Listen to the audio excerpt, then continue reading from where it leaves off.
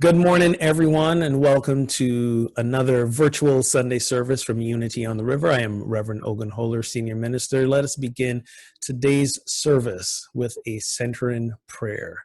So I invite you, wherever you are, to gently close the eyes, take a deep breath, and perhaps place the hand over the heart to connect with that heart space.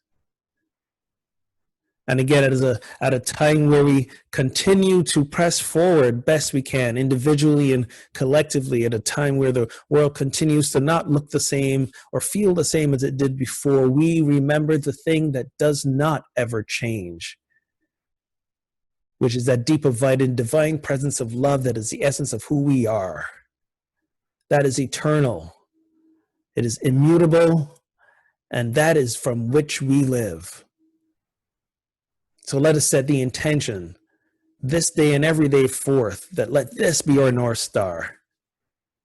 The deep love that is God, that is us, that transcends all that lies before us. And so it is, and so let it be. Amen and amen. So as always, today we are joined by the dynamic music team of our music director, Meg Rain, and also the boys in the shed, Brian Dozer and Keith Bigford. And I'm going to kick it over to them right now to get us ready. Take it away, Brian and Keith.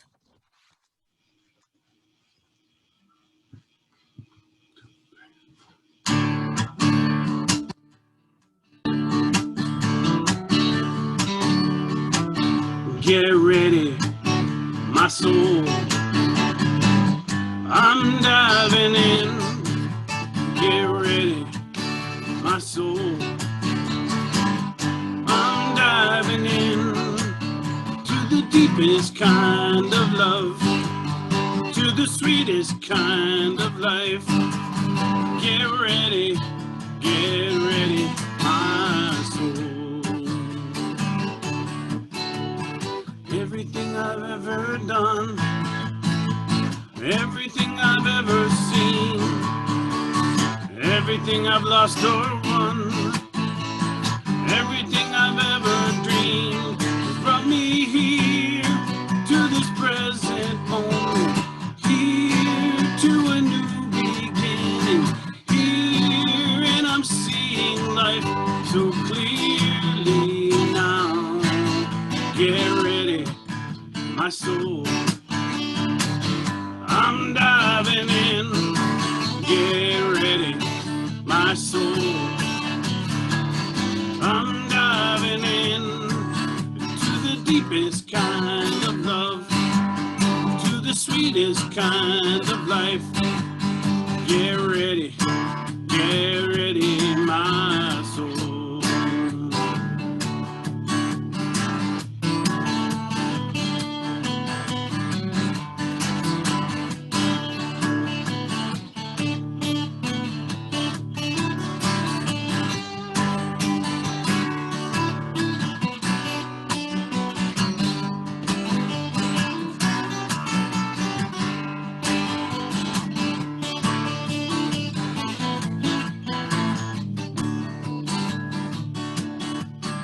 Everything I've ever done, everything I've ever seen, everything I've lost or won, and everything I've ever dreamed has brought me here to this present moment, here to a new beginning, here, and I'm seeing life so clearly now.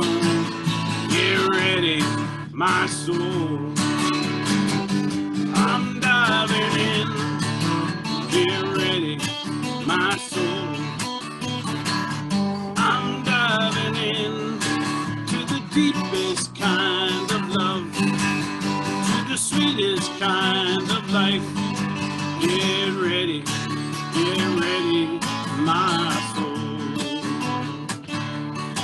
Get ready, my soul. Get ready,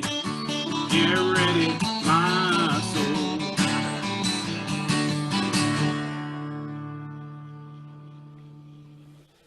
Awesome. Awesome. Get ready, my soul. And I want to thank Jana Stanfield, beautiful Jana, who came and visited us and sang and did a concert for us. I think it was last year, for this beautiful song, What Would I Do If I Were Brave? What would I do if I knew that I could not fail? If I believed, would the wind always fill up my sail? How far would I go? What could I achieve? Trusting the hero in me.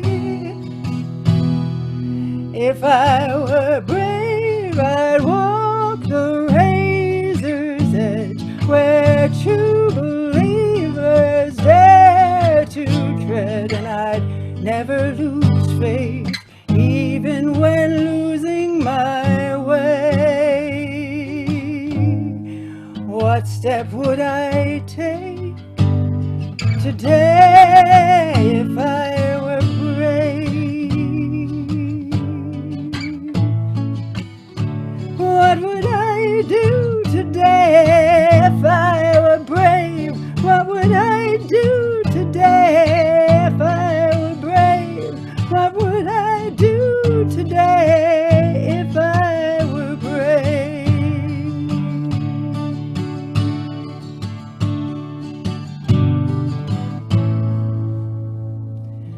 What if we're all meant to do what we secretly dream? What would you ask if you knew you could have anything? Like the mighty oak sleeps in the heart of a seed, are there miracles in you and me?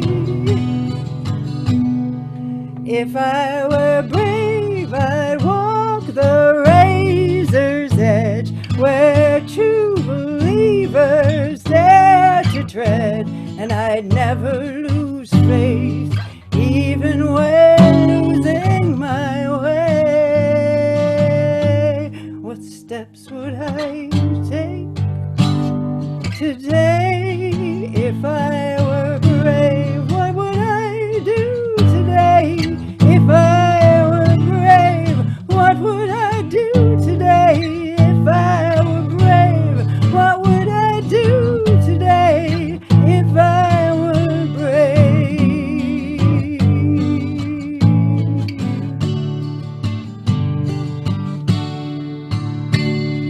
If I refuse to listen to the voice of fear, will the voice of courage whisper in my ear?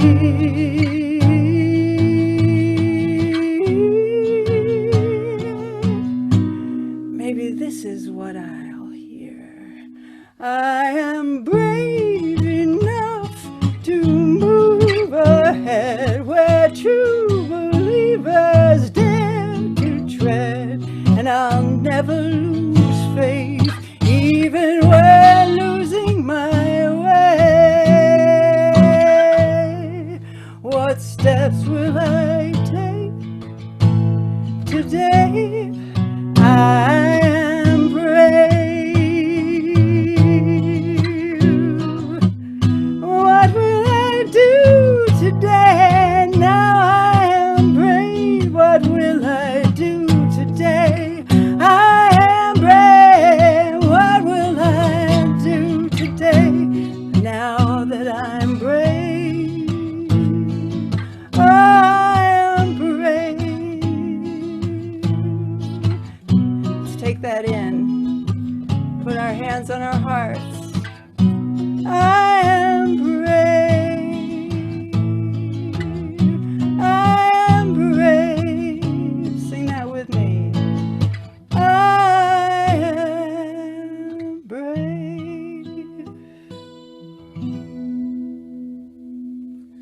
Thank you, Meg. The perfect song to sing today, because today we are going to be talking about commitment and courage as part of our continuing series on spiritual partnerships. But first, let us get ready to be a little more centered through a time of meditation to prepare our hearts for hearing what's ours to hear today. So I invite you to become comfortable wherever you're sitting or lying. Gently close the eyes and listen as Meg takes us in with this reminder that there is only love.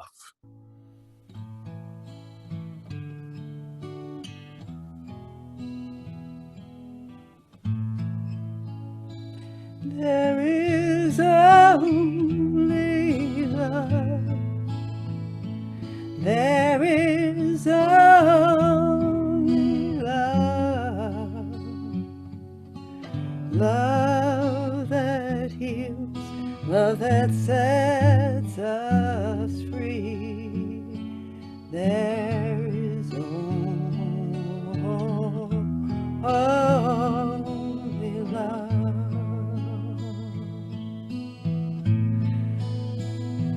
There is only love.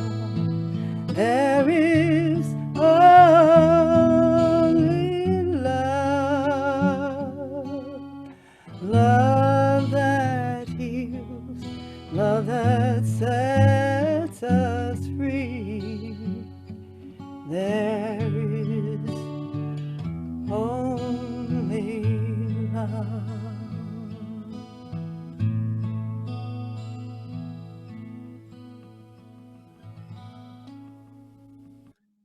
So let us center in further. If you haven't done so yet, gently close the eyes. Take a deep breath and connect with that flow of breath. The life-giving centering breath.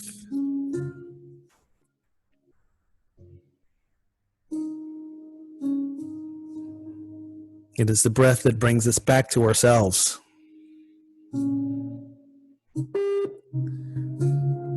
the truth of who we really are.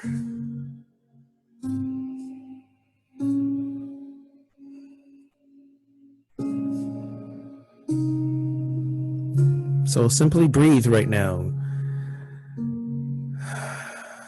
And as you breathe, allow the body to relax further into stillness.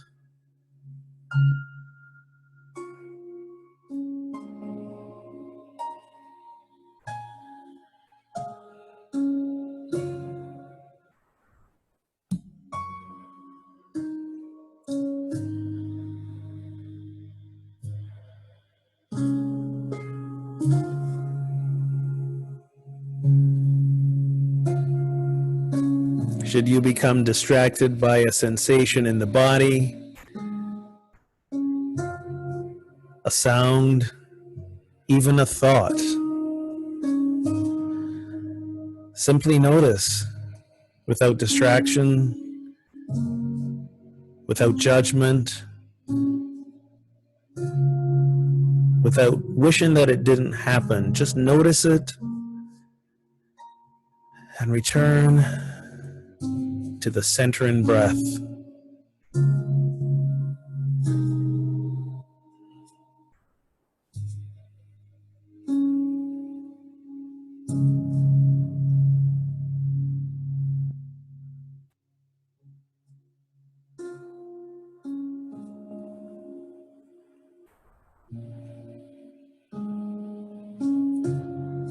And as we allow the breath to pull us deeper into ourselves,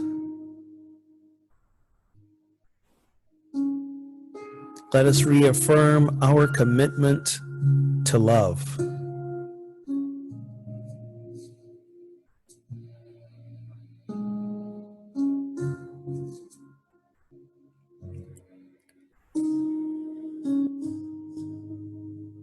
We are the power of love.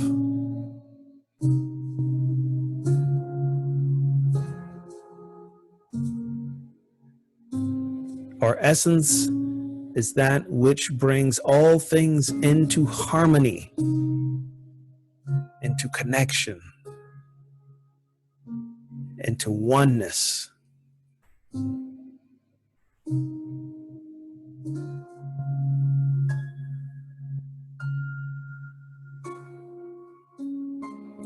When thoughts of judgment arise, when the desire to be right arises, when despair and hopelessness arise, let us breathe and recommit to love.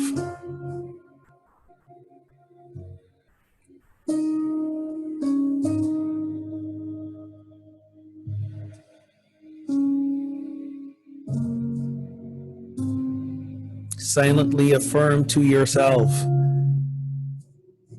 I am love, I live love. On the inhale, I am love. On the exhale, I live love. I am love.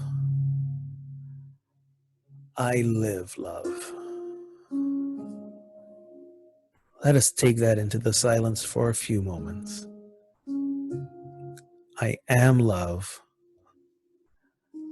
I live love.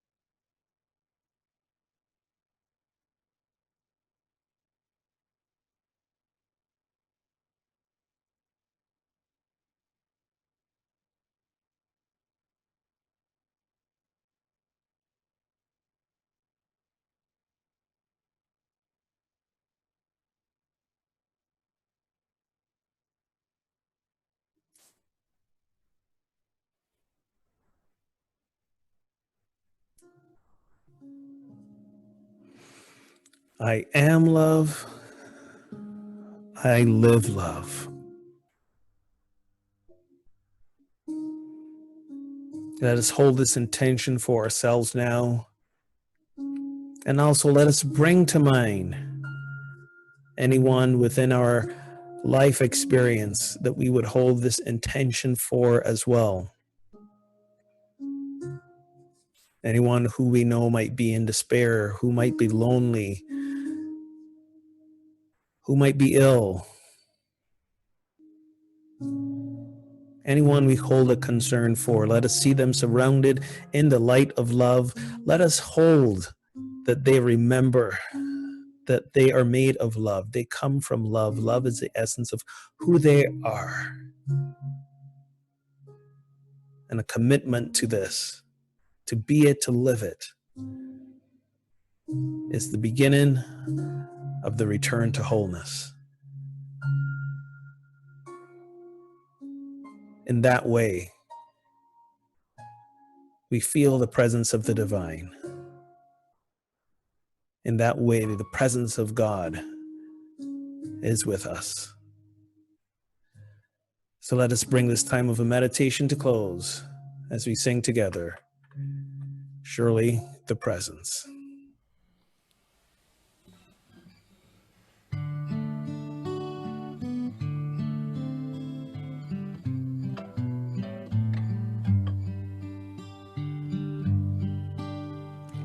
Surely the presence of the Lord is in this place. I can feel God's mighty power and God's grace. There's a holy hush around us. I see glory on each face. Surely the presence of the Lord is in this place.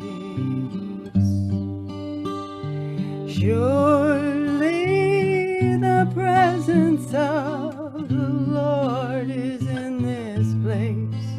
I can feel God's mighty power and God's grace. There's a holy hush around us. I see glory on each face. Surely the presence of the Lord is in this place.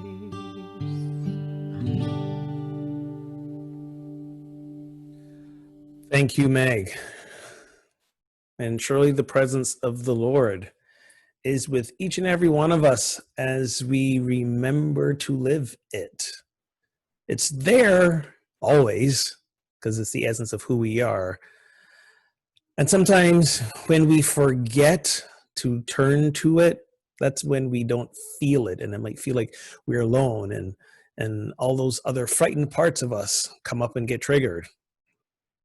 The week before last, it was the death of Justice RBG, Ruth Bader Ginsburg, that triggered my fear and triggered my upset and my despair. And this week, for me and maybe for many of you, it was the grand jury result of Breonna Taylor's murder that maybe triggered you. I don't know about you, but it seems like every week there's been something else that's been a trigger. How's your 2020 been going, by the way? Every week, folks. I don't want to use the word relentless, but it's beginning to feel a little bit that way. And we still got a few more months in the year to go. And it's not like it may magically end when we turn the dial on December 31st to welcome in a new year. That is both the paradox, that is the overwhelm of life, but also the gift and opportunity of life. If we've been exploring these last few weeks with this book, Spiritual Partnerships by Gary Zukav, we learn that the journey of spiritual growth comes about when the frightened parts of ourselves are triggered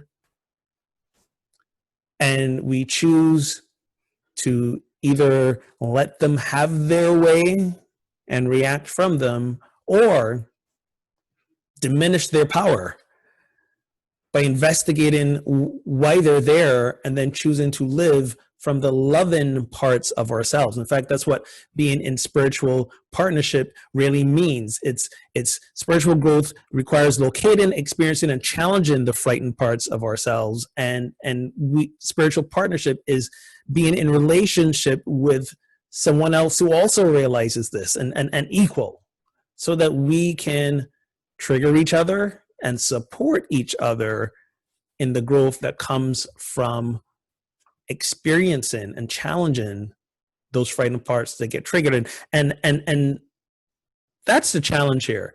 Like, nobody likes to go looking for trouble like that. We're trying to avoid it as best we can, but it feels that way when I say, go find the parts of yourselves that are frightened and painful, and locate them and experience them. Like, who wants to do that? But that's what's required of us. That's how we grow spiritually. Is when we realize that the frightened parts of ourselves think that they want to control the outside circumstances, because when we can change those, then the frightened part isn't triggered anymore and we feel happy. Remember, as we learned a couple of weeks ago, happiness requires changing the circumstances outside of ourselves, including the people outside of ourselves. But true joy, the divine element that's always been there, simply was covered up by the actions of the frightened parts of ourselves. True joy requires changing ourselves. And that's always the hard work. That's the challenging part. But when we can be in spiritual partnership with each other, we provide space for that. We support each other in that. And yes, we trigger it for each other as well. So today, what we're going to start looking at is more specifically some of the guidelines for spiritual partnership. There are actually 4 that he describes in the book. There's compassion, there's courage, there's commitment, and conscious communication. Today we can look at commitment and courage, and then we'll look at the other 2 next week. But a little word about the guidelines. He describes them as the most effective, easy to use way to create authentic power in any circumstance at any time. Again, authentic power is when we are truly living beyond the frightened parts of ourselves. We're living from the loving parts of ourselves. Or in unity speak, we're living from our Christ nature. That's authentic power. And these guidelines help set us up within spiritual partnerships to do that.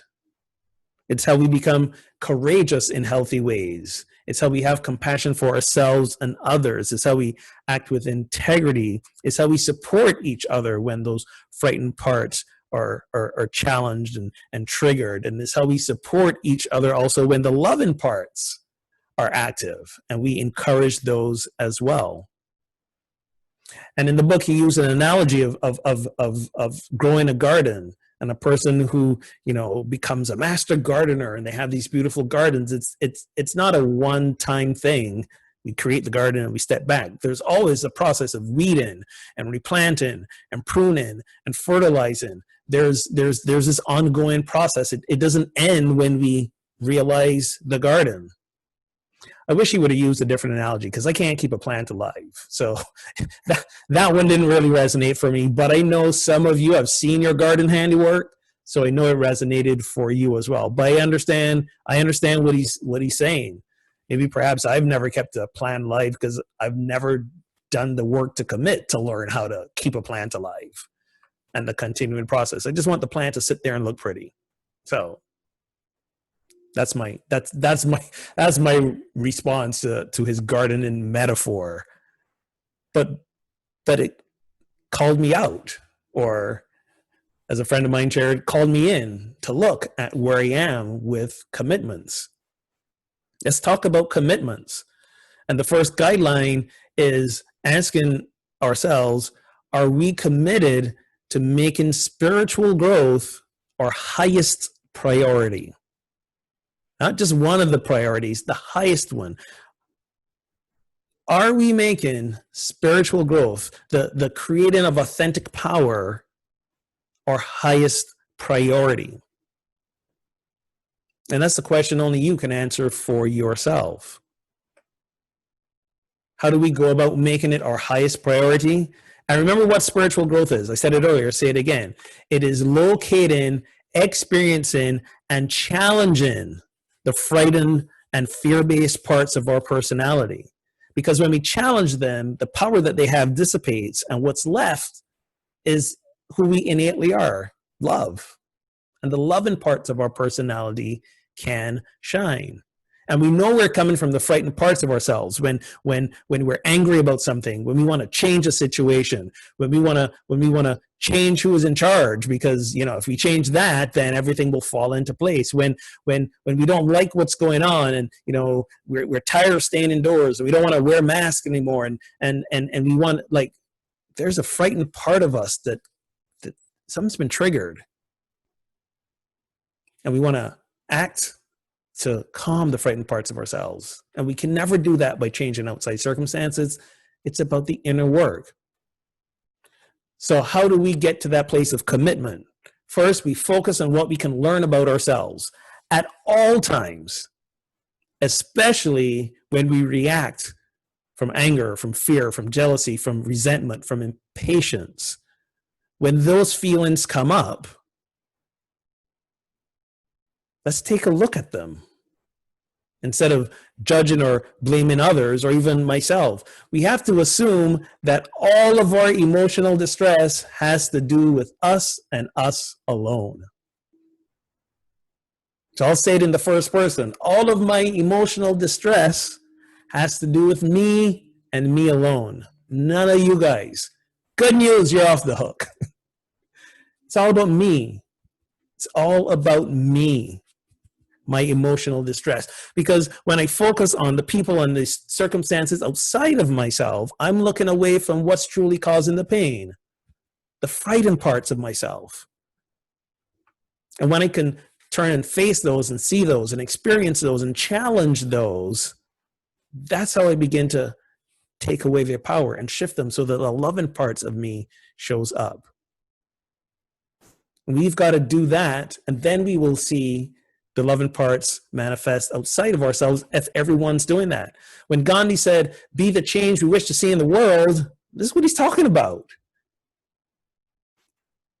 Dissipating the frightened parts of ourselves so the loving part shows up. Imagine if everyone in the world did that. Imagine if everyone in the world did that, what our world would look like. But we can't make other people do it. That's controlling the outside. Only we can choose to commit to do it for ourselves. So that's the first one. Focus on what we can learn about ourselves. 2, pay attention to our emotions. And we do this by feeling the physical sensations in our energy centers. We know when something's not sitting right. We feel it in our chest, our throat, our solar plexus. You know, when we talk about the 12 powers, there's the power of power, and it is actually centered in our throat chakra. And this is all about creating authentic power. And the frightened parts of us, when it feels powerless, that's when it gets triggered and wants to act out. And we might feel a tightening in the throat. I remember my very first job out of college after I finished my music therapy internship. And I started working in a public school with children who had behavior disorders. And it felt like just walking into chaos in so many ways every day. And I felt powerlessness. And would you believe the first 4 weeks of that new job, I had a ridiculous sore throat. And I thought maybe it's because, you know, I'm just trying to sing out loud and when I realized that no, I felt powerless to what's going on here, and I really began to shift my thought process and realize, no, I'm not here to fix anything. I'm just here to be a presence and create a space for creativity.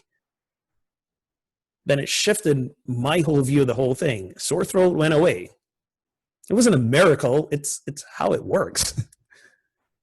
So check in with the sensations. And when you feel that discomfort in your throat or your chest or your solar plexus, realize that a frightened part of you is being activated. You maybe don't know which part it is yet or how to articulate it, but realize that's what's happening. And just pause and breathe and check in. Our body's not going to lie to us. Maybe this is what Shakira was singing about a few years ago when she said, "My hips don't lie." Maybe, I don't know, maybe not. But our body's not going to lie to us. So check in with the body. And if this is a thing that you're not used to doing, it comes with practice, observance. So we're focusing on what we can learn about ourselves. We're paying attention to the emotions and pay attention to our thoughts, like the judging thoughts, analyzing, comparing, daydreaming, planning what you're going to say instead of truly listening to the person across from you. These thoughts come up when frightened parts of ourselves are activated. When loving parts of ourselves are active, then it's thoughts of gratitude, it's thoughts of connection, of appreciation, of openness to life. So watch your thoughts. Unity's third principle tells us that it is our thoughts that truly create the experience that we're having. And sometimes we think that means that if I think it, then suddenly something magical is going to happen out there. No, what it's saying is if I have thoughts and feelings of judgment, then I respond from judgment, and then that triggers that person to respond from judgment and fear, and we're all going back and forth. But if I respond from a place of deep loving thought, then it creates the conditions for love. And it's more likely that whoever we're talking to is going to step into that love place as well. And we create that experience of love. That's the power of our thoughts. And it's really how we develop emotional awareness. And fourth of all, pay attention to our intention. Is our intention to be right, to seek admiration and validation, to try to convince and coerce, or is it about sharing and creating harmony and the reverence of life? What is the true intention at play when we make the choices and say the things we say? That's an indication of if we're coming from the frightened or the loving parts of ourselves. And I mentioned the frightened part of myself being triggered with the judgment this week. And perhaps for you in the last few weeks, there have been other things that have triggered the frightened parts of yourself, and you've felt the need to blame or be right or to judge or to try to change outside circumstances. Whatever it is, take a moment to reflect back and truly ask yourself, what was the frightened part of me that got triggered? And then let's observe the next guideline, which is the courage to stretch beyond the limited perspectives of the frightened parts of ourselves. Because we can be committed to seeing and experiencing the frightened parts, but then we have the courage to stretch beyond them. How do we do that? We first take responsibility for our feelings, our experiences, and our actions. No more blaming anyone else. Remember when I said earlier, my emotional distress is all me? Then if it's all me, I'm not blaming anybody else. I'm taking responsibility for my feelings, for my actions. And we either do this or we don't do this, the taking responsibility part. There's no in between. Remember Yoda said, do or do not, there is no try. There is no in between taking responsibility for our thoughts, feelings, and actions or not. It's one or the other. Spiritual growth requires us to take the courage to be responsible for the feelings and not blaming others. And reminding ourselves that whatever is happening, the intention is to learn all I can about myself. And how can this experience that's before me help me heal the frightened parts of my personality? So for example, if an angry part of me is convinced that my anger is caused by others, then I'll be justified in speaking angrily and acting out of anger. And in doing so, then I'm feeding the frightened part of myself, and it grows and it has more power. Or I take responsibility for my anger and ask myself, what is it that was triggered? And how can I find the loving part of myself? Because love and fear cannot exist in the same thought in the same moment. They're incompatible.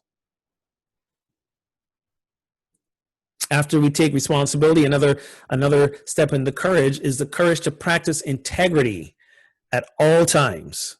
And this often requires actions such as speaking when the frightened parts of a personality don't want to speak, and not speaking when they feel compelled to speak. And this was a really interesting part of the book because he lays out the difference between integrity and conscience. And I'm going to call in, not call out, but call in some of us New Thought folk. You know, many times we say things like, you know what, Spirit's guiding me to say this right now. Is it? That's the question. Maybe it's our conscience. And here's the difference between conscience and integrity, and this is really important to get. Conscience is the part of us that has internalized some external authority. So whether it's been, parental influence, cultural influence from our peers, we internalize some standard of behavior. And our conscience is activated when we feel guilty about ignoring it. Because if we ignore it, then we are maybe afraid and in painful anticipation of some punishment that's going to come back our way. Maybe it's not literal punishment, but the words or rejection or something like that. So our conscience is really fear-based, whereas integrity is when we are acting from love with compassion and wisdom. Integrity is when we are acting in love with compassion and wisdom. And we can only do that from the loving parts of ourselves, not the frightened parts of ourselves. And if we define integrity that way, we can have a master plan of how we will always act with integrity in situations, because we don't know what integrity will call of us before the situation arises. There's always context. It's not going to look the same way every time. Sometimes integrity, acting from love, requires us to speak out. Sometimes it requires us to be silent. So we've got to be able to discern in that moment if we are coming from that loving place, integrity, or the frightened place, which is our conscience. There's a section here I want to read from the book. If you have yours, it is on page 167. And it says this: conscience imposes itself upon you. Integrity calls to you. Conscience demands that you listen to the frightened parts of your personality and obey them. Integrity requires listening to loving parts of your personality and honoring them. Conscience takes you where others want to go. Integrity takes you where your soul wants you to go. And when integrity invites you to speak out, that's the third part of where courage steps in, to saying or doing what is most difficult. And that involves sharing what I notice, if it's appropriate, when someone speaks or acts from a frightened part of the personality. And then sharing about myself what I'm frightened to say and what I know I need to say. And that's really tough, because I don't know about you, but it triggers in me fear of rejection and abandonment. So what is your intention when you step into sharing? Is it fear, judgment, or blame? Is it love or support for spiritual growth? And part of how you know the difference is in your language. And if you're using more I statements, it's likely coming from a loving place. If you're using more you, or he did, or she did, or they did, that sounds a lot more like blame and coming from a frightened parts of yourself. The frightened parts of us avoid saying what is most difficult because they want security and comfort. And this is not an occasional requirement or a necessity for spiritual partnership. It's an ongoing commitment. And the courage to say what is most difficult. We think it's going to rupture partnerships. No, it does the opposite. If we allow it, if we are both making that commitment to be spiritual partners, saying what is most difficult brings us together. It brings us together.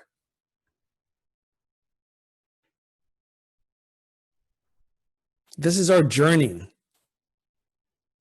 to be committed to our spiritual growth and to be courageous in doing the spiritual work. And make no mistake, we're all committed to something. There's none of us that's not committed. We are committed to something. If you don't know what it is, look at your life. Your life is an outpicturing of the commitments that you've made. And this is not a judgment statement. This is the truth. This is, again, Unity's third principle. We're creating the experience. So if we are walking around and we are unhappy and we're fretful, we're in judgment of others, and we are wishing they would do something different, this is the frightened parts of ourselves speaking.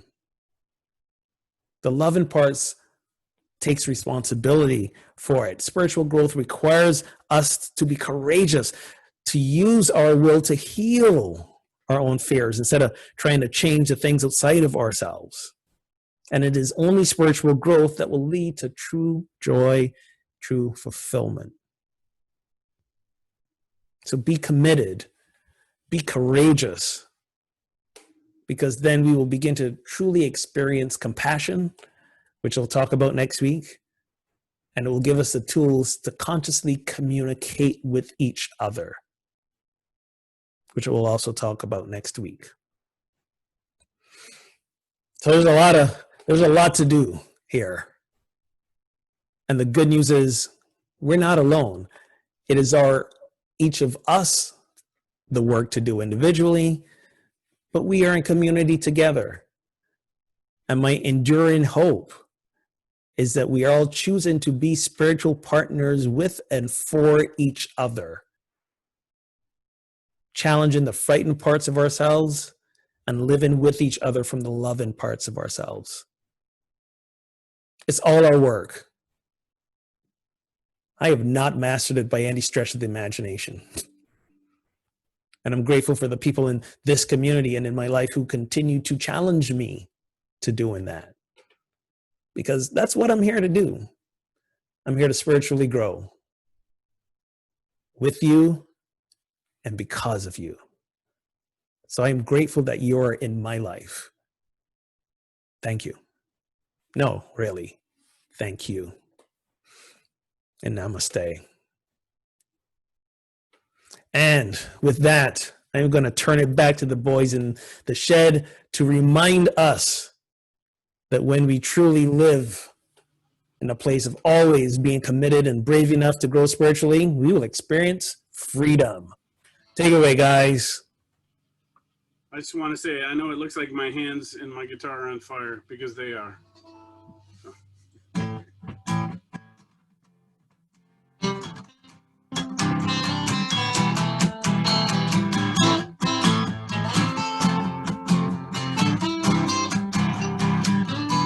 Step out of the shadows, step out of the grave, break into the wild, and don't be afraid. Run into wide open spaces, grace is waiting for you. Dance like the weight has been lifted, grace is waiting for you. Where the spirit of love is, there is freedom, there is freedom. Where the spirit of love is, there is freedom, there is freedom. Come out of the dark, just as you are, into the fullness of his love. The spirit is here, let there be freedom. There be freedom.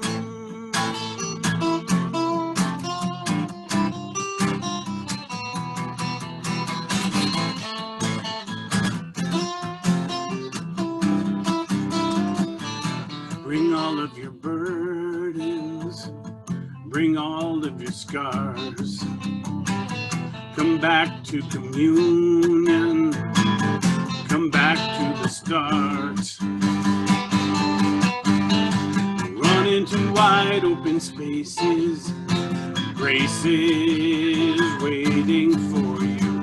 Dance like the weight has been lifted, grace is waiting. Where the spirit of the love is, there is freedom, there is freedom. Where the spirit of the love is, there is freedom, there is freedom. Come out of the dark, just as you are, into the fullness of his love. Where the spirit is, let there be freedom. Let there be freedom.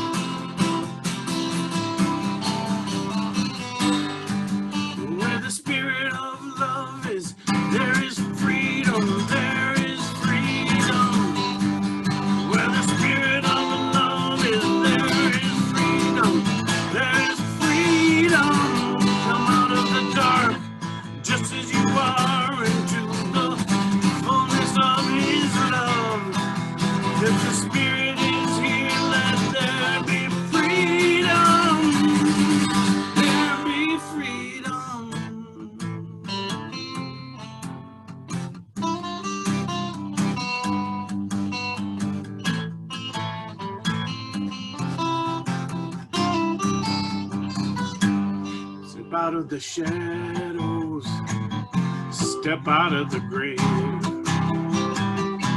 break into the wild, and don't be afraid. Dance like the weight has been lifted, grace is waiting for you. Dance like the weight has been lifted, grace is waiting for you.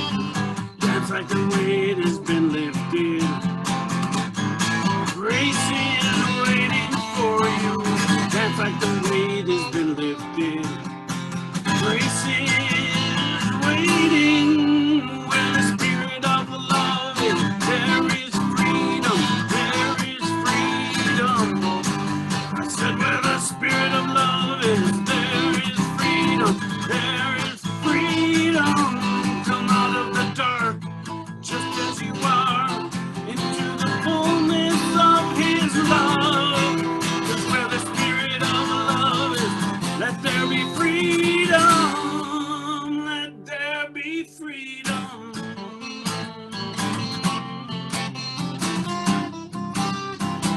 Let there be freedom.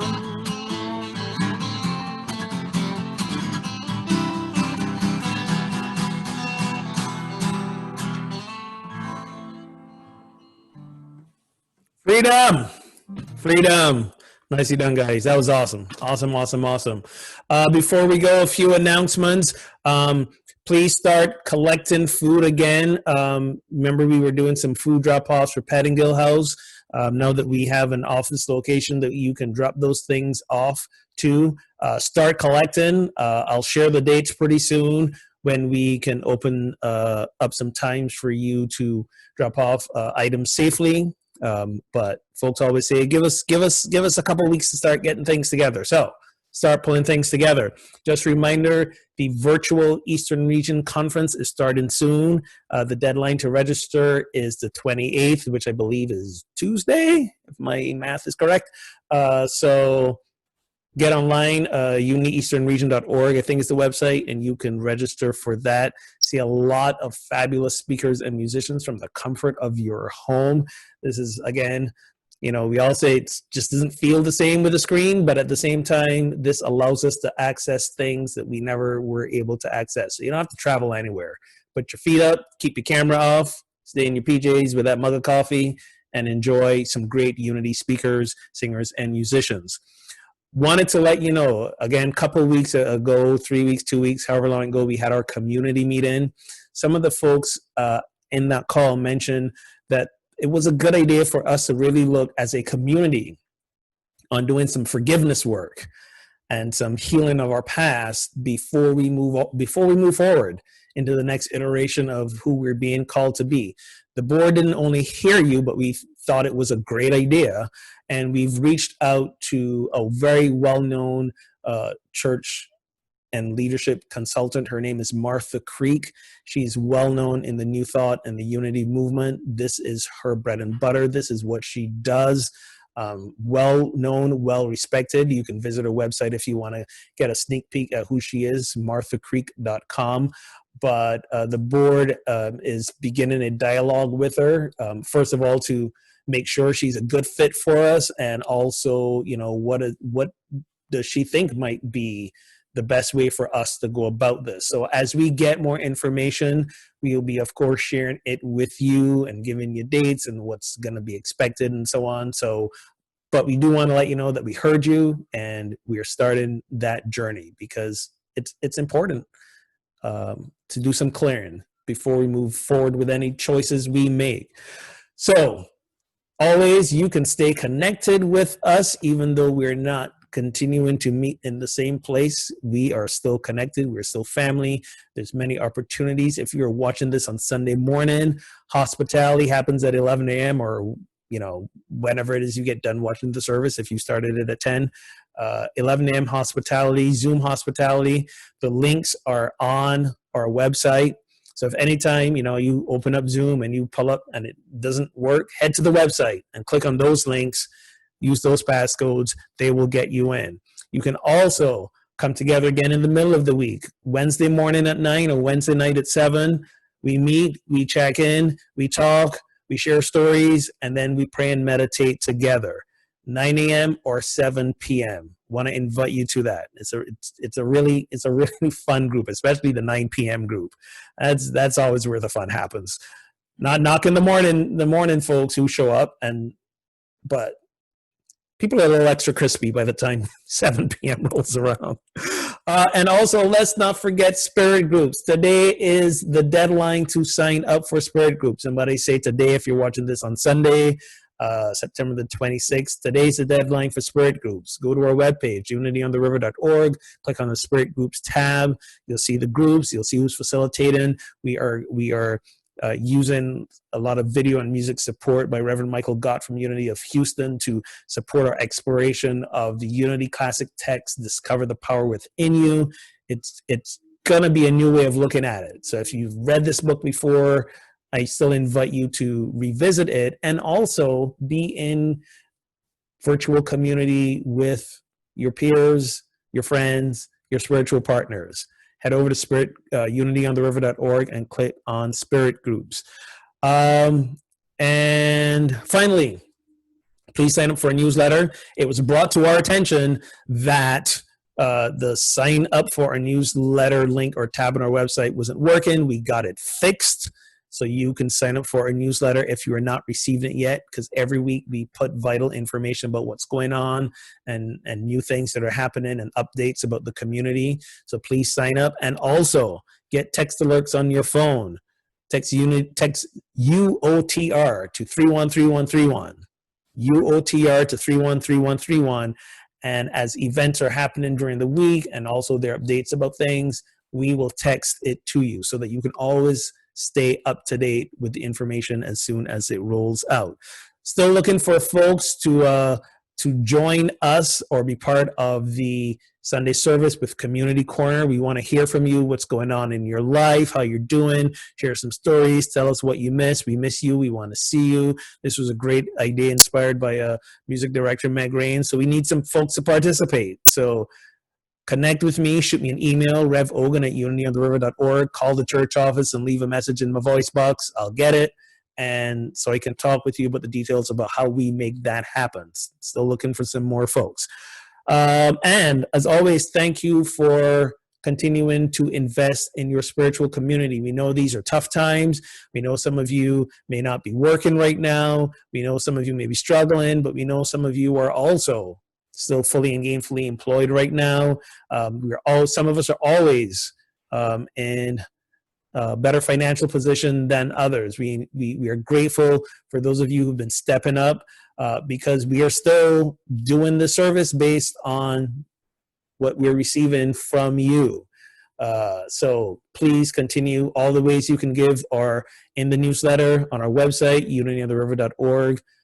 You can go click the Give tab, Donate Now. You can set up text to give on your phone by texting give to 833-702-4337. And when you text that, you save the number in your contacts, you pull it up, you text the amount you want to give, and boom, there it goes. I've just sent a donation in. So please go ahead and do that. And you can still go old school, mail a check, or drop a check off at the office, 14 Cedar Street, Suite 203 in Amesbury. If you're going to come by, again, it's by appointment only, so please call ahead. We're doing our best to keep ourselves safe, so we want to know when folks are coming and going. And if you're going to come by the office or want to set up an appointment with me, please wear your mask, give us a call, and let's set that up. That's all I got for today. Thank you, as always, to this amazing music team, Meg Rain, Brian Dozer, Keith Bigford. You guys are amazing. Love you. Let's sing out with Let There Be Peace on Earth. Who's doing that today? Is that the boys in the shed? Take it away, boys. You can just close your eyes and sing along with me. You don't have to look at my blastingly. You are like glowing right now, man. What is happening over there? I think I need a new pandemic shade. It's like that scene in the Blues Brothers. Remember when they were in the church? And the light was coming out the window, and they were just like glowing before they just like went out. That's what you guys look like. That's awesome. That's what we should call you, the Blues Boys in the Shed. I'll take care of this for next time. It's all good. Take it away. 1, 4, 5, 6.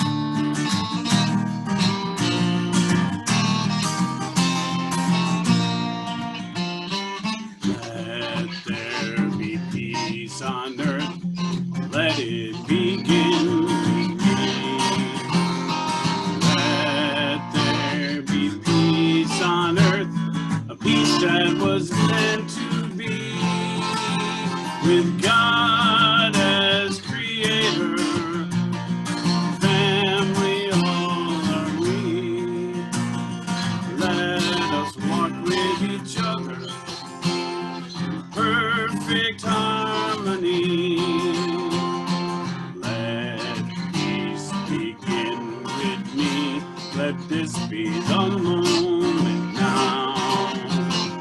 With every step I take, let this be my joyous vow. To take each moment and live each moment to peace eternally. Let there be peace on earth and let it begin with me.